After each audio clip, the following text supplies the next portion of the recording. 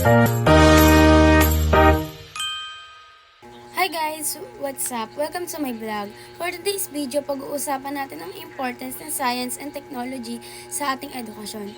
Medyo serious siya pero very important lalo na para sa ating mga estudyante ngayon. First, imagine niyo ang school life natin kung walang technology. Walang cellphone, walang laptop, walang internet, at higit sa lahat, walang Google. Ang hirap, 'di ba? Puro books lang ang nakasulat sa notebook. Pero ngayon, dahil sa science and technology, mas naging madali at mas mabilis ang pag-aaral nating mga estudyante. One good example is online learning. Kahit nasa bahay lang tayo, we can still attend using Zoom or Google Meet. Kahit may bagyo or may problema, tuloy pa rin ang ating klase.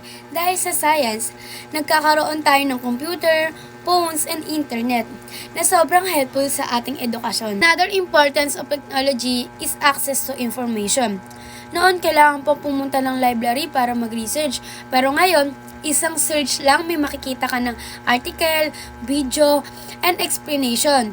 Kapag may lesson kang hindi maintindihan sa math or science, at kung ano pang subject you can search online at may tutorials na agad. Nakakatulong talaga to lalo na kapag exam week.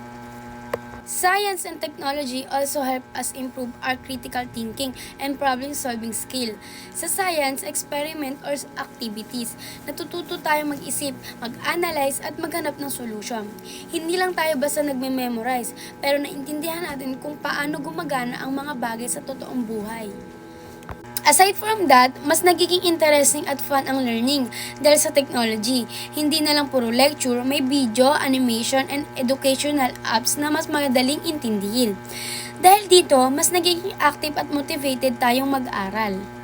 Importante rin ang science and technology dahil preparation ito para sa future natin. Halos lahat ng trabaho ngayon gumagamit ng technology, kahit anong career ang piliin mo.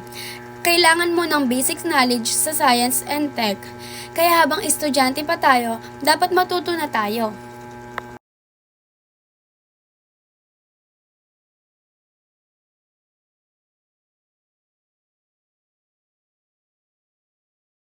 To sum it all up, science and technology are very important in education.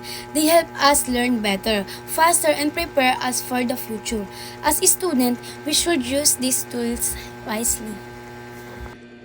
So, ayun guys. Thank you for watching.